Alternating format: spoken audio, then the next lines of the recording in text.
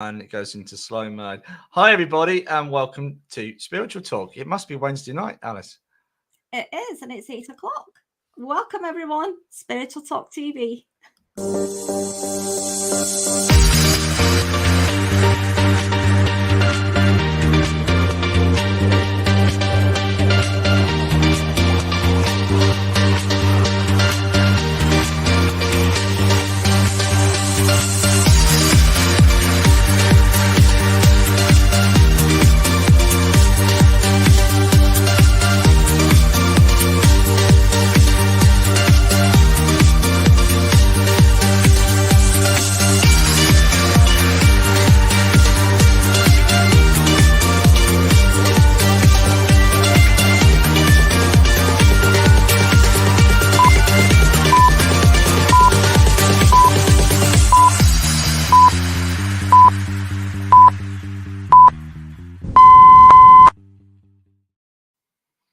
Hi, Alice. Hi, Paul. How are you? Good to be back. Another Wednesday, which means one thing: Spiritual Talk. Yeah. So that's good. We should say to people, you might have seen a post from Jane saying that Spiritual Talk is about to change. So we have got some new exciting changes coming up, haven't we? You have, yes. Very exciting. Yeah. One of them is our name, but not just our name. We're going to be offering other features and other people that are going to come in alongside Spiritual Talk and do other programs. So it's going to be really exciting.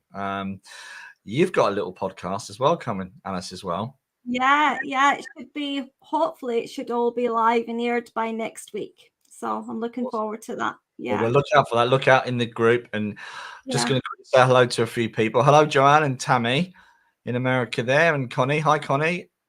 And we've got a lot of Facebook users saying hello, everybody. It's good to see you guys. Don't forget, and Anne-Marie's on. Hi, Anne-Marie. Don't forget to share, guys, as well, for your chance to win a free reading. I believe it's my turn, Alice, I think. Yes. Reading. Yes. So, okay. So tonight, as usual, we have great guests, and tonight is no exception. Tonight, we have the brilliant Donna Doyle, and I've seen this lady. I hope she doesn't mind. She's backstage at the moment, but I've seen this lady's name pop up everywhere, all over social media. So for me, it's lovely to meet her at last. And this lady brings a wealth of experience. So without further ado, let's bring Donna in. Good evening, Donna. Hi, good evening, Paul. Good evening, Alice. Hi. Good evening, everybody. We've got welcome. And you just come back off holiday, so thank you very much for joining us. Lots of freckles, give it away. Yeah. Does it get too hot to sunbathe? Oh, okay. Where did you go? Somewhere nice? Dubai. Oh, very nice. Ooh, very nice. Very, very hot. Went to visit my son.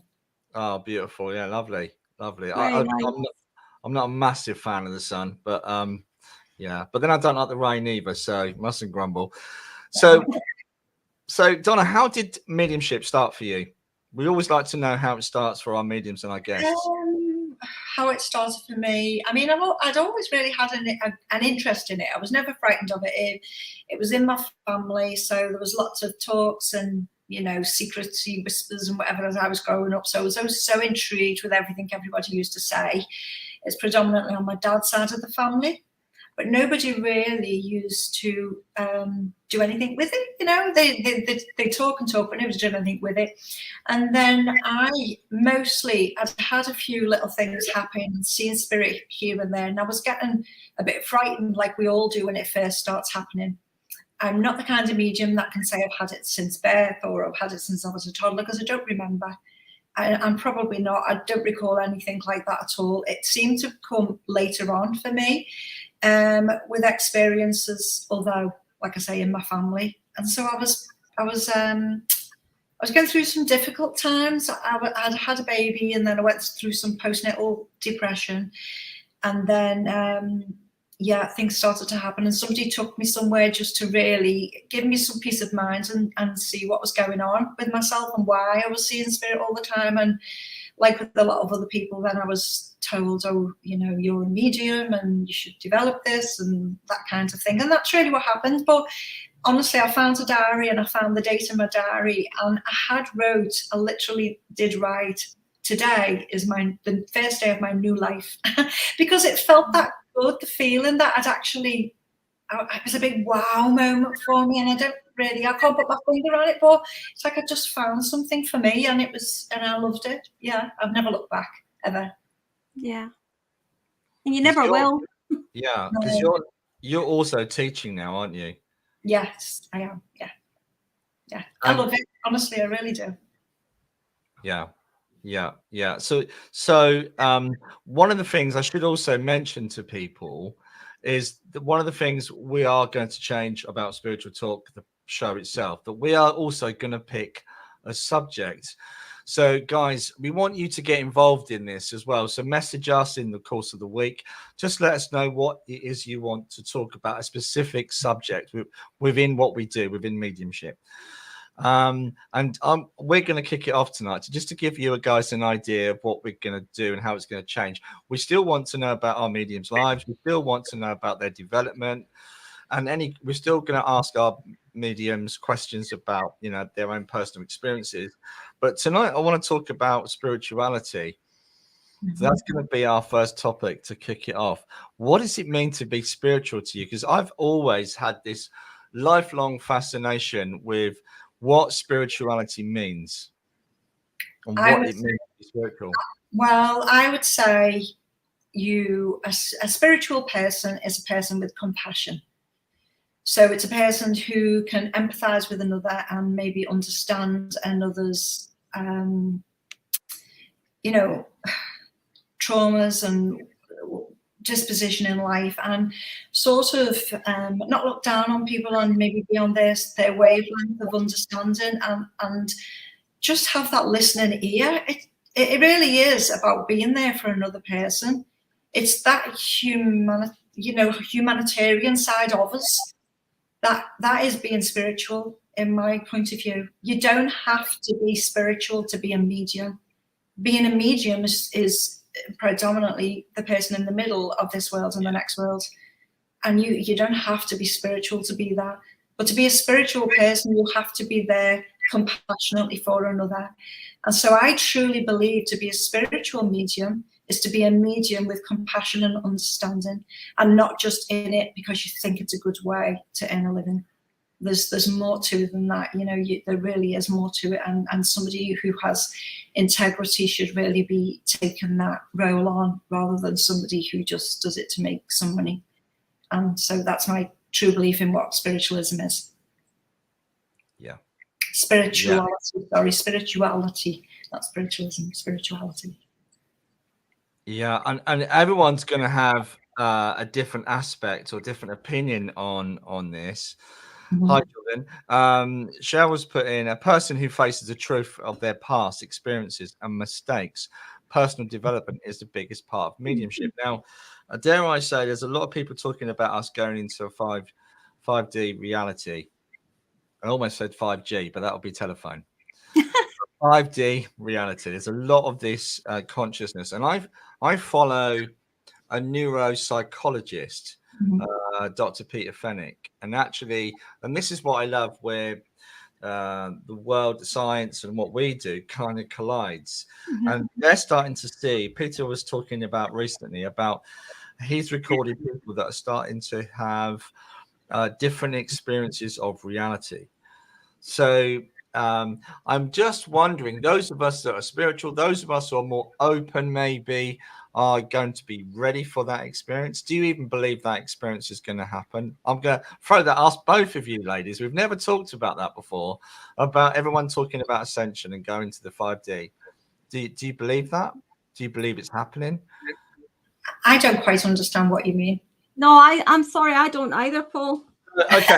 So we're on the same page, Alice. Apparently, by 2032, that we are going to be in a different type of consciousness. Mankind is going to be experiencing different experiences in terms of their own personal, or each individual, fifth dimensional. Thank you, Anne-Marie. Are going to be having different experiences. So we'll become more open. Things like our psychic ability would be more prevalent. We'll become more telepathic, and and so much more. So when is this supposed to happen? In 2032? Yes, which is not long away. It's not far away. I just wonder how we're going to be able to do that, because there's so much technology around, isn't there, at the end of the day? And that technology just clutters our mind 24/7. So how are we supposed to use our conscious ability, our conscious awareness, when we've constantly got a phone by our ear? Or do you know what I mean? Absolutely. Well, there is, if you look at the world, and I'm not into conspiracy theories, I try to keep out of the conspiracy theorist way. Okay, not that I've got any problems with what they're saying, but when you look at put your head above the parapet and look out there, there's a lot of movement and change. You know, they're talking about digital currencies not being able to move around as much as we used to. Exactly, absolutely. Banks crashing, etc. And not being able to do it. So I personally believe maybe we'll see it more like this. It'll become more like we become more community. And one of the things that we say in spiritual talk, and Spirit gave me this, being a part of the spiritual community. And I think community is a massive word. And I think we'll go backwards into more community hubs. And I don't think it's going backwards. I actually think it's more beneficial for humanity that we are in a community, and that's another thing. A lot of people are channeling this stuff as well. So I'm wondering if spirituality and being open is part of that process. You know, when I grew up, someone mentioning the word deja vu, they'd think you're weird or box you around the ear or saying something stupid. Yeah, you know? I do honestly believe there's a greater understanding. I do. I've got 4 children. All my children understand it because of me, and it's not because I ram it down throats, because I don't. They each have their own individual personality, and not one of them would I tell to do any of the stuff I do. If they want to, they can. But what I'm trying to say is the friends that they have, the difficulties that they've had, especially we've been through lockdown and other things as well that teenagers go through. And they will have not come to me because I'm the one who's got all the answers, and they haven't come to me for any particular guidance. It's as if this something just landed on the doorstep somehow, and then I would just start explaining about the bigger picture and the world and how it is and how we use our consciousness and how we're all really one of the same, and we're in this big ocean together, and trying to get them to see that huge, massive understanding of what life is all about, and not to be so trapped within themselves and so self-conscious and worrying about their appearance and all these other things, that they compare themselves to each and everyone without growing and loving themselves. And I've been doing that just because they're my children's friends. And if we're all doing that kind of thing with youngsters because they have been going through it, well, they're the next generation. So, of course, they're going to grow up and they're going to have that bigger understanding. And I believe that there's more of that about, definitely. I think it needs to be spoken about more as well. It needs to be spoken about more. Yeah, and I kind of feel like sometimes we go into things without realizing what it is we're doing. I think unconsciously we're doing that. We are raising consciousness by what mediums are doing, whether we're aware of it or not. And you touched on an interesting aspect when you said about being spiritual, and about, for me, it's about, there's also an element of what we do about service. And a lot of people don't quite get that. But I think as a collective, and as we move forward, and we are all at the same level, we're here to help each other along. There's no one greater or better than anybody. And I keep coming back to that community. So I kind of feel that a lot of talk that's out there with the whole 5D consciousness is pretty much what we're saying anyway. Yeah, I just think let's just give it a nice label. They're giving it a name. Yeah, Absolutely. Yeah, they're giving it a name and a label, and I think, you know, in layman's terms, a lot of people can be put off by that. You know, and also you have to be careful where you get your research from as well. Yeah, you know, but it's interesting that Peter Fenwick, a scientist, and he was the gentleman, along with Professor Raymond Moody, that did a lot of research into near-death experiences, people dying and coming back and talking about the spirit world. And here with Peter Fenwick, he's worked with people, or with children actually, that have memories of their past life. of their families. You know, he's also done a lot of work with, and he was doing a lecture, and I can't for the life of me think where it was, but he was doing a lecture talking about at least, I'm sure he said, of several thousand people that he's catalogued that are having different experiences of life. They're starting to see color as well. So that I find that really interesting. So when we say being spiritual, being open, I think can also be a part of that. Well, my daughter, same seeing color. Yoga, as you know, in yoga, you do, you wind down, don't you? You do your meditation and whatever, and you're really in this space, in this lovely space. And she started coming with me, and this particular day, she sat up and she said, "Mum, what does orange mean?" And I said, "Why?" And she said, "Because I've just seen it all around that lady over there." And that was just one episode. And then she said something very similar. I wish I could just see those colours around people that clearly. Yeah, she's seen it a few times around different people. Which I think is lovely. So again, just being open and talking about it like it's nothing unusual. That's right. Everything normal. Yeah, Rebecca Ann Richardson, she's made a good point as well. She said, I have a 4.5-year-old that I can talk about spirit and mediumship just in everyday conversation. It's difficult because at that age, I don't think I could retain too much, to be fair. But then if it's having that conversation with them, it doesn't make it a fearful thing, because it's true. I mean, if they come to you then and say that, "Mummy, I've seen something in the bedroom," or whatever else, if you start off when they are young by talking about it like it's not a big dramatic thing and there's nothing to be frightened of, then you just eliminate those fears straight away. After all, fear is fed. It is, absolutely, Donna. It is fed, and the more fear that continues, the more it accumulates and more comes forward. So fear isn't good, and I think it's good for children to actually be brought up with it as if it's the norm, because it is. It is really. It is. When you're born, there's you pass over. You don't just die in the end. I think it should be spoke about more at schools, and I think it should. I just love it to be spoken about at schools. I really would. Be amazing, wouldn't it? You could educate youngsters. Yeah, absolutely.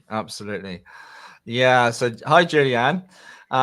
Comes back to my boy talking about his past life. That's very interesting. It is very interesting. And again, Peter Fenwick and his wife did a study on that, children. And I think it was Tricia Robertson did that study of the Scottish boy that had a past life memory, and she was involved in that case. It's very interesting. It is interesting. There's a few people that I used to be a hairdresser, so I used to go around mobile to different people's houses, so I'd hear a lot of stories from people, and this is before I'd done anything. It was just such a subject that I loved, so we'd always get on this subject always. And there was one little boy there that every time they used to play the old music, they were all the war songs, he'd sing along to them. This little boy, and it was quite fun. We all used to say, "Oh, I'm sure he's been here before," because how would he have known? How would you know that? Yeah. Do you know what I mean? He really knew them. Do they even do that in schools anymore? The old, I remember singing at school. When the lady gets on the push bike and Daisy, that's the one. Oh my God, do they even sing things like that anymore? No, exactly. No.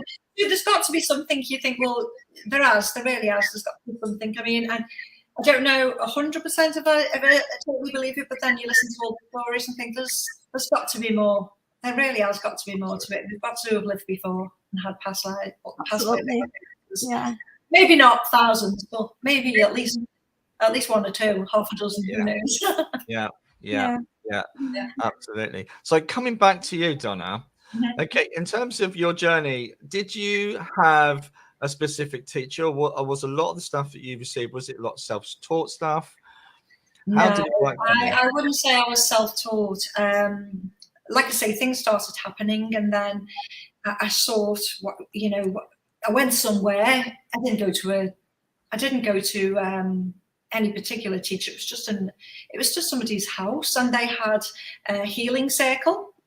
And then the medium there was the one who said that I needed to go to a development one. So I went to a church, and then from the church, you get into the open circles, don't you? And then from an open circle, I went somewhere else. And that's just, and really, I did just sort of, you could say, got to meet some nice people along the way. Yeah, it was this was quite a nice story, I thought. I was in a group, and then I decided I'd earned some brownie points as far as me and my husband was concerned, because he'd just been to Vegas, and so I thought I had every right to go over to this a week of physical mediumship. It was in Spain, and I was going with another fellow medium. In fact, she was going, and I wanted to go with her, and I thought, right, I'm going, because you're going, I'm going, and I haven't been anywhere for ages, and the children were all little and everything. So I went there, and Christine Morgan and David Thompson were there. It was their thing, and a lot of other people doing it. It was the most amazing week. It really was. And it was Christine who said about going with her dad. I don't know whether you know Christine, but she's Australian. Yeah, Christine Morgan. Yes. We've actually interviewed her, and she's done a couple of bits for us. So yeah, she's really... yeah. So she's Australian, but her father only lived in Runcorn, which is, it's not that far away from where we lived. So she said, well, why didn't you go with my dad's group, etc., etc., and then gave me her dad's telephone number, and so I went. That was the first real person, teacher, tutor, whatever, who got me to stand up and deliver a message like I was working in a platform presentation thing. So he was the first one. And then from there, I went to Mavis Patilla. And then from Mavis, I went to Paul Jacobs. So I've had three really good teachers. Yeah. I was going to say that, yeah, absolutely. I want obviously the poor late Mavis recently passed. I'm so gutted, because I was even going to go on a course to see how to try and twist her arm to come on. Spiritual talk, to see if I'm sure she would have. I'm sure, absolutely, she would have, definitely. Yeah. And definitely just talk loads about spirituality, because she had so much knowledge. She was so philosophical. So, just quickly talking about Mavis, because I never met Mavis. What was she like to work with? She was really nice. She could be strict. But I think a good teacher's got to be strict. They don't let you get away with things. But she had so much information. So you wouldn't, if you weren't, like I did a mentorship with Mavis, and I did a couple of weekends as well. And like I say, just recently I've done lots more with Paul Jacobs, really. But when Mavis did a lot of lectures, so you would listen a lot of the time. So say you were there for the full day, maybe half of the day would be talking. Yeah. Well, you need that as well, don't you? Because you don't get that much really these days. Everybody just wants the mechanics and how we do it and whatever. So that was really nice. And she was nurturing as well. I was always very nervous. I couldn't open my eyes. I was always looking at the floor. I couldn't look at anybody, to be honest.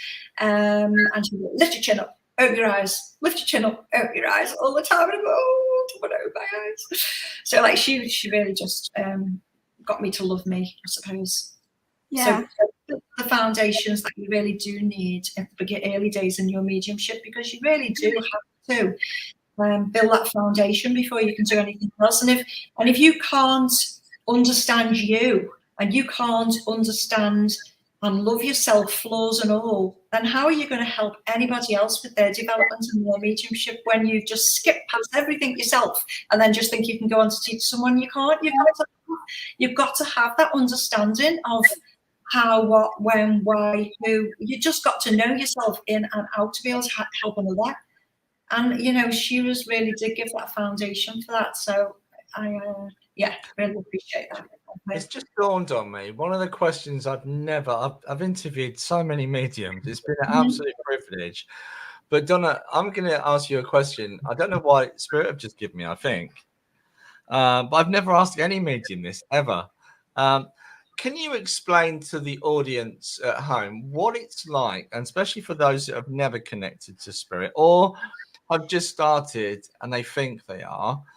Can you describe what it's like when, for you, because everyone's unique in the way they work, what it's like to have someone from a different dimension, spirit world, however you want to term it, that comes into you and connects to you?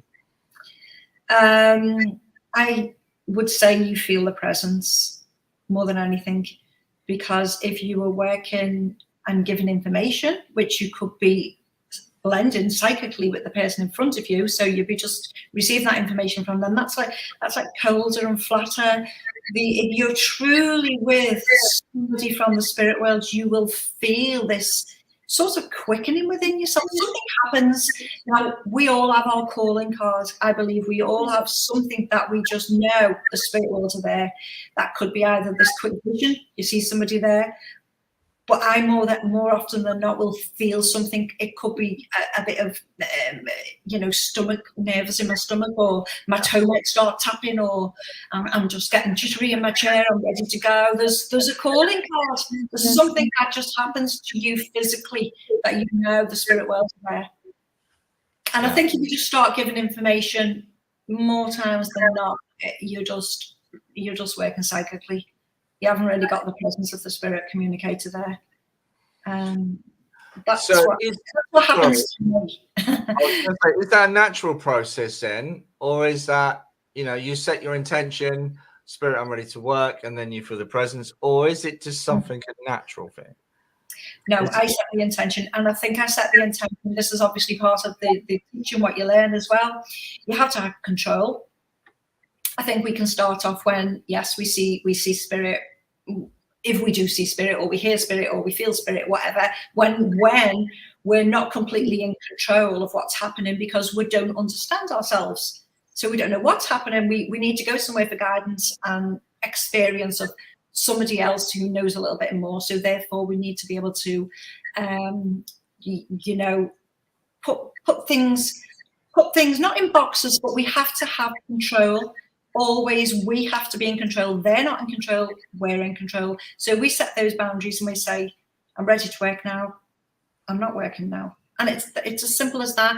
I will say to my students, whatever it is that you want to use, because everybody is different. So whatever, if you want to see a light switch go on, if you want to feel like as soon as I stand up, I'm ready to go. If you want to say, as soon as I've got hold of this pen, I'm ready to go. If you want to say, as soon as I hold this handkerchief, I'm ready to go. Whatever it is that you feel that you can do for yourself, that's you being in control. I mean, I'll have my hair done, I'll have whatever. I'm in a salon getting something done, and someone will say, "Oh, so what have you got for me? What have you got for me?" Like they do, don't they? And I would say nothing, and I absolutely don't. I don't have anything. I just don't. It's just, and the spirit will just know I'm not working. That's it. Just don't have any. I don't go around supermarkets talking to anyone. I don't sit on the park bench talking to anyone. I wish I could sometimes, because I think it sounds brilliant, but I just can't do it. Yeah, people have this perception, don't they, that we're constantly talking to them, and psychologically, it's not good for yourself. Having conversations with different realities. Frankly, you're going to end up in a madhouse. Very quickly. You do need to remember we live a human existence. What about you, Maris? Is it very similar for you? Can you switch it off? Yeah, I can switch it off now, no problem at all. But when I was starting out at first, I found it a little bit harder to switch off. But I can switch it off, no bother, and I don't have to do all this closing down with the chakras and all that. I don't do any of that. When I finish, then I finish with Spirit World, and I just say thank you for coming forward. I'll have my wee chat with them, and then I say my goodbyes, and they know we're finished. And I don't hold on to an awful lot of messages. There'll be some I will remember, that were very quite vivid to me, but there'll be other ones that Spirit give it to me, and then they take it away again, because I'm not carrying anything, any residue that's there, because it isn't good for your own mental health, and your own mental health affects your physical health, So I can switch it off. I think if you give them that opportunity, not so much just when you're in front of somebody doing a reading or standing at the front of a venue or something, if you give them the opportunity, even when it's your time to sit in the quiet, and they know that, okay, you're ready, you're open now. And I've had a spirit communicator come along that, I wasn't expected to come or whatever else, and I'll know it's important, so I'll just obtain that information that I've received and do something with it. Whatever it is. But but they tend to respect me and come at the right time. Yeah, that's right. Saying that though, they do still come of a night time, and I was told that if they come of a night time, then subconsciously we want that to happen. So I don't know whether I am desiring that to happen of a night time or not, but I do still get spirit of an evening, of a night time. Sorry, Donna. Sorry. Yeah. Sorry. Yeah, I'm glad you mentioned that. I'm glad you mentioned that, because that happens to me as well. When you said that, oh, good. I found somebody who we haven't, because I was thinking, I thought this only happens in the early days. Why does it still happen? Yeah, I get it though during the night though, because I don't sleep very well, and then I'll hear noises. Yeah, I hear noises in the room, but I know it's them, and I'll say to them, and then I'll just sit with them for a few minutes to see what it is that they're trying to tell me. But yeah, I do get that. I completely forgot about that. Yeah, I don't get that far. They've usually just disappeared by the time I've noticed they're there. I don't know. Yeah. So I wish they could stay and I'd chat. I would chat. Yeah. Cheryl says I hear as I wake up in the morning. Oh, right. Okay. So she hears the spirit world. Yeah, in the morning. So I believe at that time anyway, that's, because you're sort of in and out of that sleep state, it's easy for the spirit world to make that communication with you, isn't it, at that point? Yeah, absolutely. Oh, yeah. And now that I agree with. Now I've heard that. I've heard my name being called. Yeah. And it's so beautiful. It's like music. Yeah. And you're like, wow. So Cheryl, I'm on that. I've had that experience once or twice. That is a strange. It's lovely. It's not. Yeah. It's very, very comforting to know that we're not here alone. Yeah. It's very comforting. And as much as you do it, and you're doing your mediumship and you're doing your messages, and as much as you do that, it still just makes such a big difference to hear your name called. Like if you were in bed or that's different somehow, isn't it? It's because that they're your loved ones who are there, and they're with you, and you're not on your own, and they're listening to you in your time of need, and they're helping, and they know what's going on in your life. I just found that so comforting. Yeah, Suzanne hears songs, and Anne-Marie, she says she's heard her name being called as well. It is interesting. Like you say, it is comforting. It is beautiful that they're all around us. For Cheryl, it's always a family member, not spirit. I don't know. That's nice. Yeah, that's interesing. That's nice. I have all random people. Yeah. How did you find the way in? But do you get randoms then, guys? Yeah. Do you ever hear voices on you've never heard the voice before? I mean, it's not my family member, but I can hear the voice, but it's not my family member voice. Are you talking externally? Yeah. No, internally. Oh no, I've heard it. Like, mind you, thankfully, I wasn't going mad. There was somebody else in the cabin with me, and where I'm sitting now, the voice came from here, and I was sitting here, and somebody was sitting there, and this man's voice went, "Hello." Oh no! That was really good. This afternoon, I was reading this afternoon in here, and twice we had a couple of bangs as well, which is always good. Yeah, I get that a lot. Yeah. The loudest one I had in my outside of my head was "Oi." That was it. Oi. Like, it seemed to be like right down my ear. Yeah. I think it was saying, "Can you hear me?" more than anything, because it was like. I do think though, spirit are aware that we know that we can connect, we can communicate. So when we're around maybe a building or around certain places, spirit know that we are able to communicate, so they take advantage of that, try to give a message or I mean, again, it's about being in control and being switched on, isn't it? Well, I think if you allowed yourself to drop into it, then because you heard that one sound, or again, it's up to you if you wanted to do that or if you don't want to do that, isn't it? If you wanted to go there with it, but I'm sure they would try to get your attention, definitely.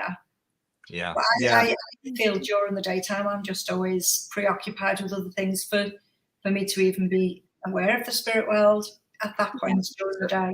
Yeah. So when we talk about taking control, by the way, is my sound all right in case I'm sounding like a Dalek? Great. Last week I sounded like a Dalek. It's been a problem. When we talk about taking control, in the early days, some people will go around. Someone used the phrase the other day, go around in the supermarkets giving out messages everywhere. How do we take control if we're beginning? How do we resist doing that? Stopping the lady in the street and saying, I've got your granddad here, or how do we stop that? You just have to just not do it, don't you? You just think it's, well, to be honest, when I never used to walk around the shops and think, well, I've got a grandmother, I've got this.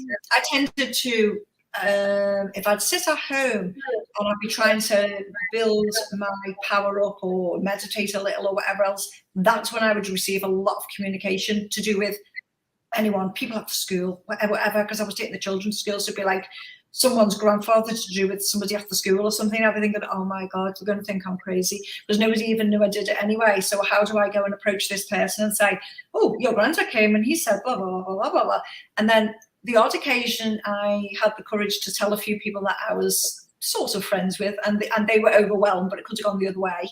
And then I asked a very well-known medium one day when I was on their course, and I said, you know, I've got this information, I don't really know what to do with it. And he said, they'll seek you if they really need you and your help. They'll seek you. Don't if they already think we're loonies, don't go around and make them believe that we are. And I thought, here's the thing. And I never bothered again after that. I thought, no, I'll that's it now. Me done. Yeah. And the thing is, what if you're wrong? I know. Imagine you've heard it wrong. Oh, I know. So where have we got?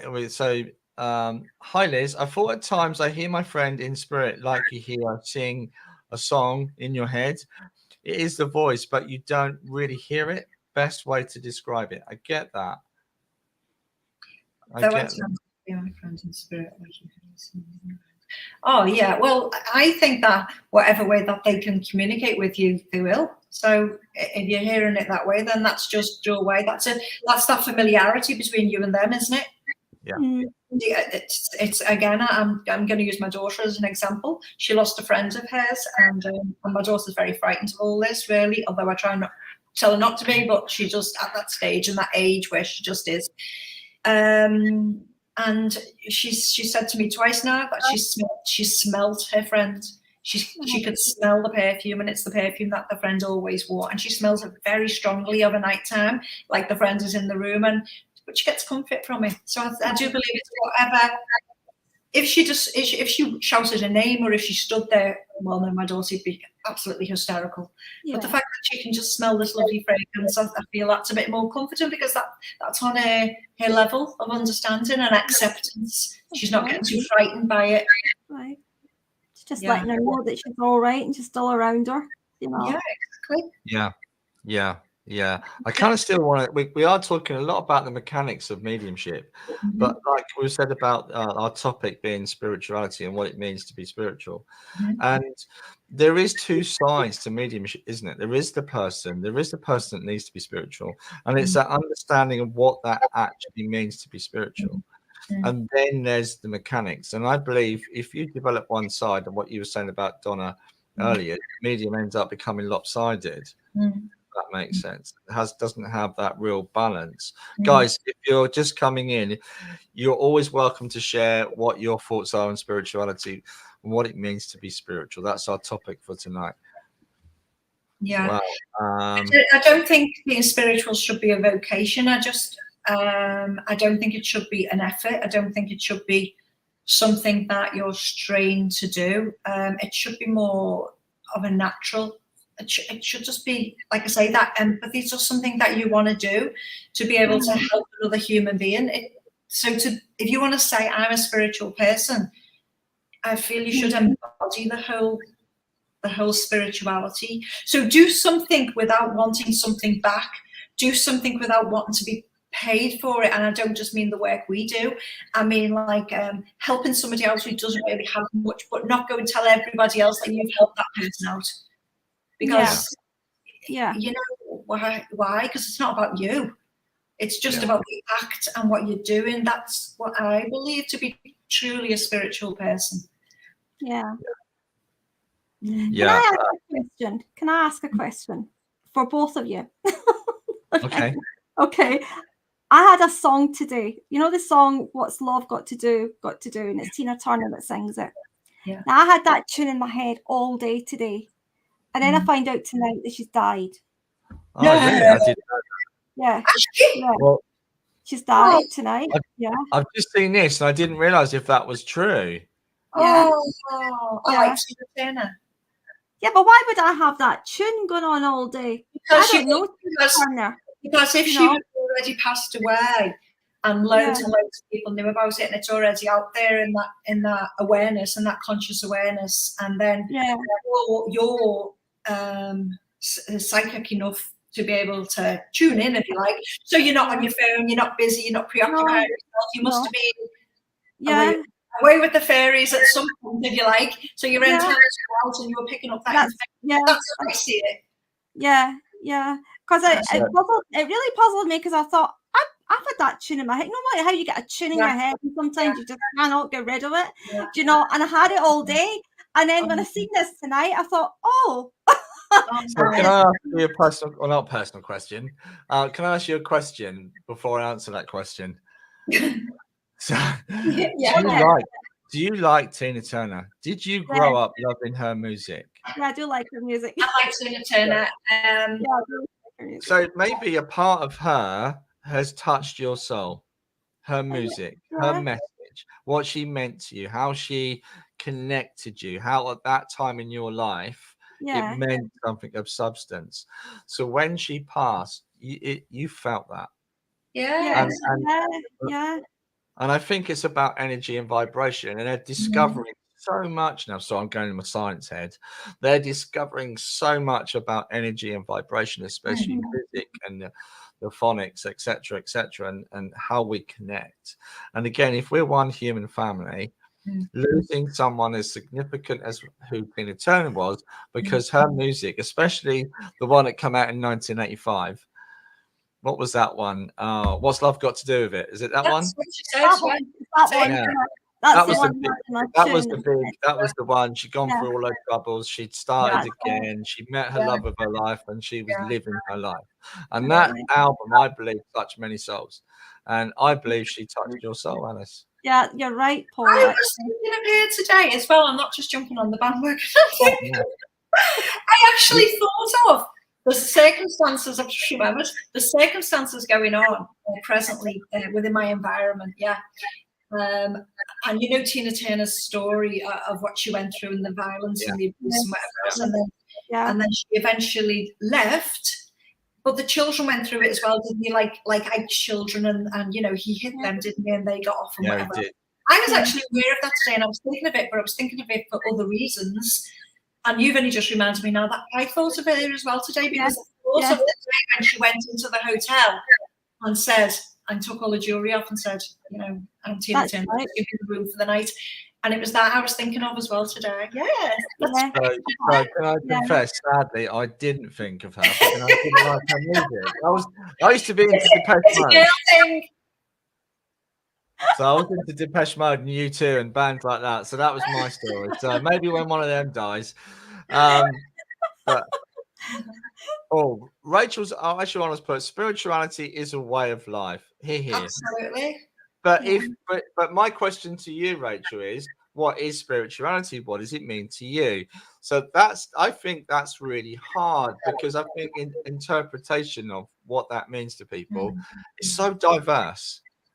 Is it just being honest and true, or being authentic? Maybe it is, because we do live a human experience, and we can't go around loving everybody. Do you know what? Someone cuts me up, I'm going to tell them what I think. I feel it's about, you can't go around loving everybody and being all love and light. You know, you have got to have your moments where things get on top of you and you blow your top, and that's normal, that's human, isn't it? But I feel it's about just having that balance and realizing that what you did was wrong. If you have done something wrong, or I wasn't quite nice there, and making amends, you know, maybe apologizing and making right for the wrong you did. We can't help it, we do things wrong. we're We're human. living a physical life, you know, and we're here to learn as well. So, but I do believe it's about just acknowledging that and maybe trying to rectify it if you've hurt somebody in the process.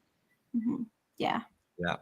And Rebecca's put, I think spirituality is about the relationship we have with our inner selves, which then changes the way we interact with what's outside of us. It's not about angel or Buddha states, is that?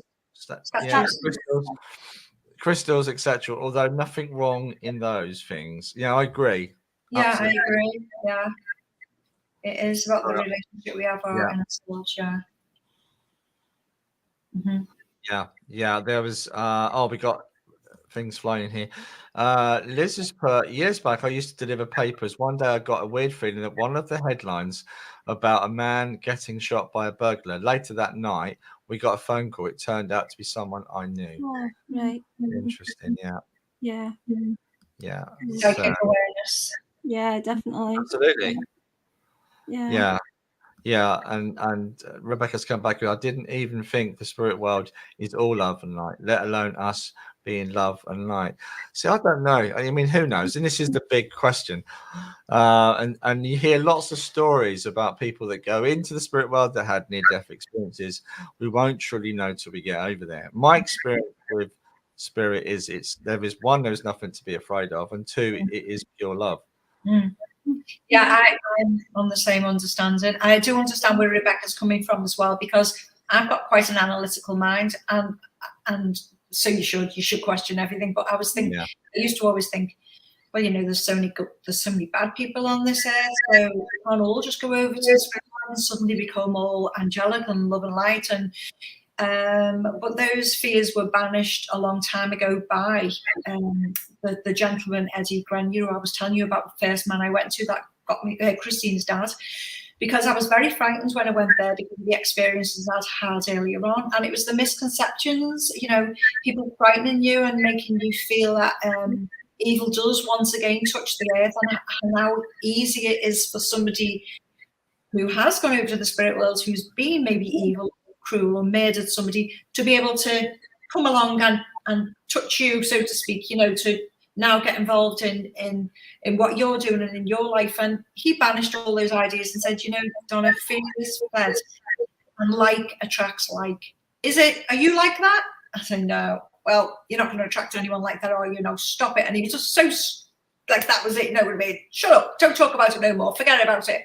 You watch too much TV and all that kind of stuff. And I just banish the ideas then, but I was really, really frightened for a long time. And it is because we watch so much on the television. And I do believe there is a place for those people to be healed once they get to the spirit world, which is why they don't touch the earth for a long time. And it's that natural law, isn't it? You're not allowed to for a while. It's like the healing has to take place. They have to see the errors of the way. They have to become more evolved, if you like, because they haven't led such a good life. So yes, they do exist. Yes, they do go to the spirit world, but they don't stay that way. And if they do, they can stay over there, basically. Because, I mean, let's face it, we don't all come in that way. We all come in pure with love, innocence, you know. So it's life itself that can change your own pathway, you know, on how we deal or react to life, you know.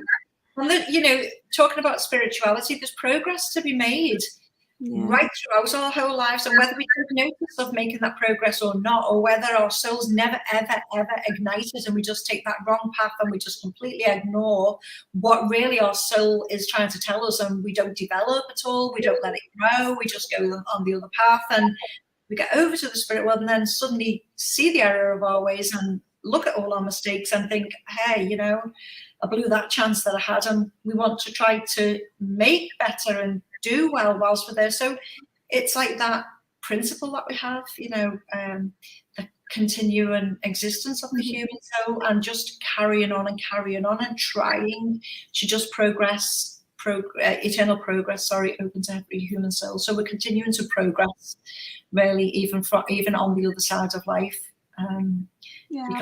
Because I truly do believe we get to view our lives and realize well. Yeah, I do as well. And again, there's many podcasts out there that talk people that have had past life, come out of their body, they've had an accident, they've died, and they've had this review process of their life. And there's one, as an Australian woman, I can't think of her name at this moment in time, that had one, and it will blow your mind the way she talks about the review process, feeling the pain, but also feeling the joy and the love. Really? We're just going to quickly move on because we got some great observations. And here, Louise, hi Louise. For me, spirituality is being consciously aware of something much greater than self. Kindness then is a side effect. Interesting. I like that. Also, hi Tammy. She's put, how do you combine spirituality and Christianity? She's also come back with a comment here. Do you believe that the relationship you're in that's not a healthy one is a learning lesson? See, I don't know how you feel about this, Donna, but I personally believe that most of our relationships is about learning and love and growth, etc. And the more difficult, the more growth. Does that make sense? I feel that those who are closest to us in our lives are the ones that give us our greatest lessons. They're our greatest teachers. So if it is a relationship you're in and it's not a healthy one, of course, you don't want to stay in it just because you think you're learning a lesson from it. But if you have gone through hardship, then of course, yes, you're gonna be challenged in one way or another, and hopefully you're going to grow and learn from it, because you're going to evolve and get out of the relationship or make the relationship better, or at least help maybe the other person in the relationship to see a different side of the way they came in. Maybe you can help them. It doesn't always have to be that they've destroyed you and you leave. It could be a case of they come in with not having the ethics you've got, and you need to give them another insight into life and how things could be done for the betterment of another person if they've not ever been that way or brought up that way. And it could start off unhealthy, but then become healthy, and yet you're helping them. So they are all lessons and challenges in life, and yet we do grow from those experiences. Absolutely. Yeah, absolutely. Yeah. And can you see that one that Bliss has put? I know it's Bliss, but it is Liz. Hello, Liz. It's about acquiring unconditional love. Guys, do you think we can achieve unconditional love within the relationships within our life? Is that something we can do? Well, I feel with your children, you can have unconditional love. Yeah. Because, they can be hard work, can't they? We all know. But it doesn't stop you loving them, does it? And, you don't have to be told every day by them that they love you, they love you. And sometimes you just about to smile. But you still love them.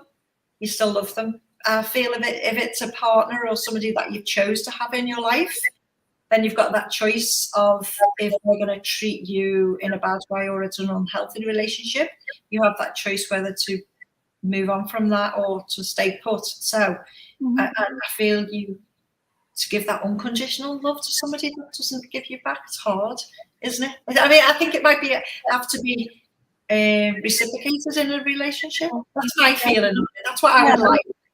It's like animals as well, isn't it? Animals give you unconditional love. I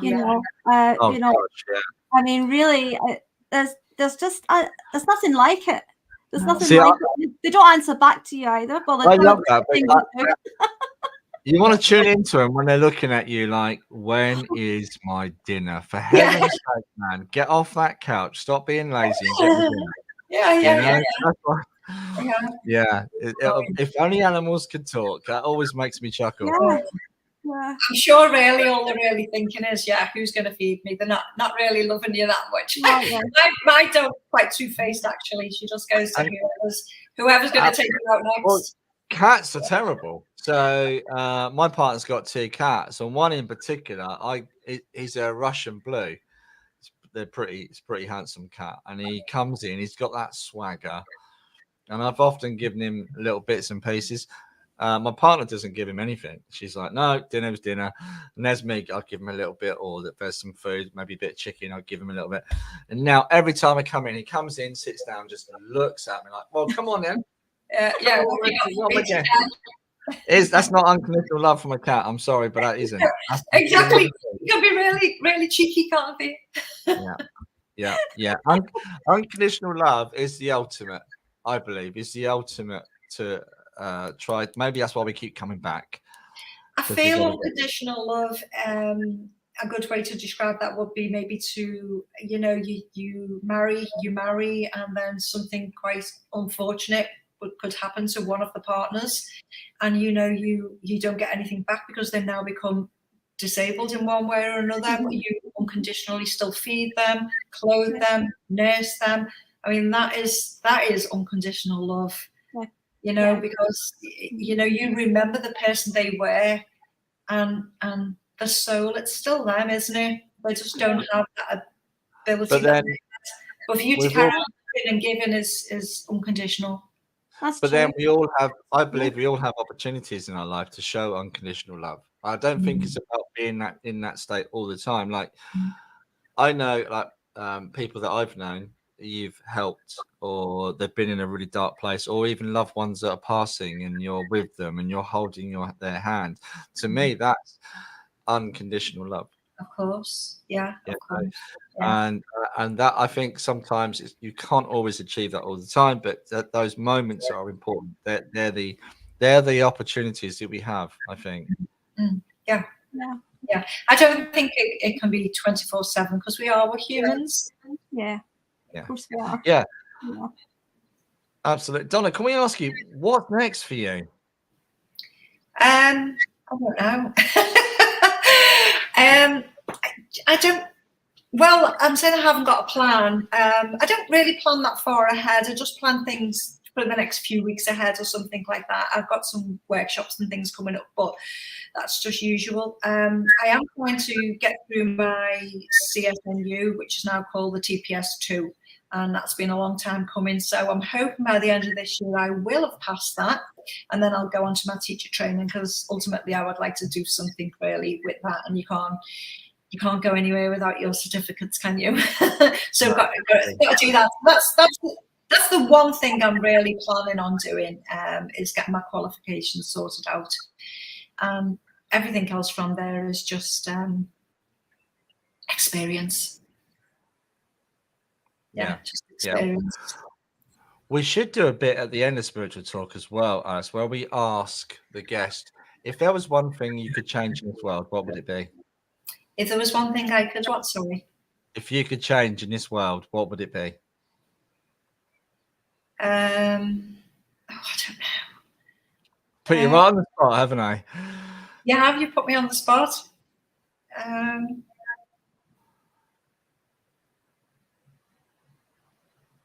I don't know. Can I have 24 hours to think about it? Yeah, put it in the group. We're in the group, Spiritual Talk group. Put it in the group. What would you change? What would you change? Well, there's obviously the big ones. Well, poverty, famine. I would love equality. That would be on every level. So that's a bit of a big order. But then if you don't have faith and believe, it will never happen. So maybe something like that, equality on every level. No more poverty, no more disease, but then there'll be no more suffering. So maybe there's a reason why we have suffering. Again, to give us the opportunity for love. I don't know. It's too much of a bigger plan going on out there for my little brain. If I could not change anything in the world, but something I'd really like to be able to do. You must have done astral travel when you've dreamt and things like that. I'd love to just be able to do that. You just you just sort of sat and you go, I can eat 1 second, and you just nip off to somewhere else and nip off. I'd love to be able to do that. So if ever we could have this possibility as we evolve to be able to do that a little bit more often, then that'd be wonderful. And on a selfish point of view, I'd like to try a little bit of levitation. All right. Yeah, that'd be amazing. I know. I'd love to be able to just, just suddenly just go, go along and see how they're doing. How's that? What's that country like? Get in the sea for a little bit because I've not been for a while. Just like do those kinds of things. So, have you got any teaching classes coming? Because you do a little bit of teaching. Because you see stuff come up on Facebook for you. Yeah, I've got a class. I've got stuff going on at the moment. The second class is this Thursday. That's just a 6-session program. And like I say, the second one's coming up, so that's already started. I've got an in-person workshop coming up on the 10th of June. So that'll be my third one that I've done. And then I've done one with a friend of mine, a beginner's one as well. That's an in-person one. Everything went online, didn't it, for ages? And then, so getting to do something in person was a bit more of a challenge then. So, so just started doing them in person, but I'm enjoying that. Yeah. So if you want to contact Donna, guys, you can see her website going across the screen there. And Donna Doyle, we just want to say a big thank you for giving up your time. And it's taken me a lot of my life to realize the most precious gift in life is giving your time to someone. So we do appreciate you giving up your time this evening to come on here and be with us. I don't feel like I've given my time up at all. I've thoroughly enjoyed myself. Oh, awesome. Thank you. Well, we really, really appreciate it. Thank you. This is the Graham Norton bit where we drop you out. Yeah. The red chair. So, really? Unless you got a funny story you want to share, but if not, we're gonna have to pull the arm. So, thank you for joining us. I'll see you soon. Thank you for inviting me. Thank you. Bye. Pleasure. Thank you so much. Bye bye. Oh, that's always horrid. That I know. You feel a bit awkward with it, don't you? I know. Yeah. So, guys, did you forget about the the free reading? Oh my gosh, me as well. Guys, let us know you've shared. Oh, we should have got. Actually, Donna's back in there. Hang on, I'm gonna reverse the chair back. Did you tell me I hadn't gone upstairs for a cuppa? I've just, or even swearing at the kids. That's always a good one. But we need to get you to pick a winner. So, guys, let us know that you've shared, please. That would be great. Let us know you've shared, and if you can pick a winner for us, that would be great. I'm just seeing it's got it on here. Shared. Everyone's coming up. Shared. Where is that? If anybody, everyone shared, that'll be great. Let us know. Oh, can you see the comments? You can't, Donna, can you? No. Oh. Hang on a sec. Alice, can you see them? Yeah. Can Yeah. Can you see? How's that one? I can see the comments. Just making sure they're coming up. Yeah, there's loads. Did you want to pick one for me? Yeah, sure. Yeah. Let's see. Dina Laverty. Oh, she's gone. Dina. No, Dina Laverty. Yeah, she's there. Congratulations, Dina. Contact me and we'll sort you out a free reading. I've got Tammy to do, I think. Not Tammy. Who am I doing? Kay tomorrow. So that's going to be good fun. So again, sorry, Donna, you couldn't see them. We dragged you back in as well. I'm happy Dina's got a reading to look forward to. That's nice. Oh, brilliant. Brilliant. Awesome. Right. Yeah, just contact me, Dina, and we'll go from there. All right, we'll find a date. We'll find a time. So I'm just actually we might as well just say goodbye, everybody. All of us drop out. So guys, also before we go, actually, we want to send our regards to Jane because her poor dog is very ill. Yeah. And also Carol Phillips, who helps with the show, getting guests on. She's also poorly. We send our love and healing to Carol. Okay, and anybody else who watches the show, whatever you're going through, we'll send you healing thoughts and some love. Okay, guys, we are now going. We'll see you. Oh, actually, next week's guest, Alice. We got a lovely guest next week. Oh, who Do have we you got? remember who it is?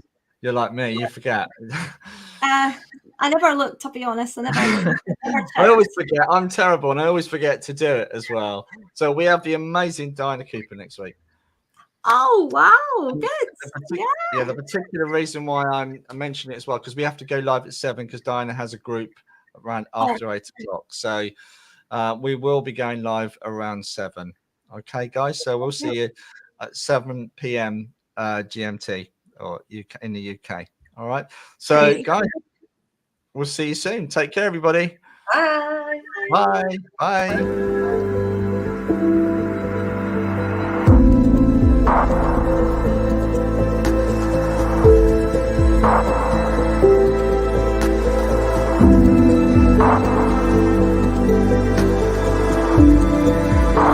Thank you.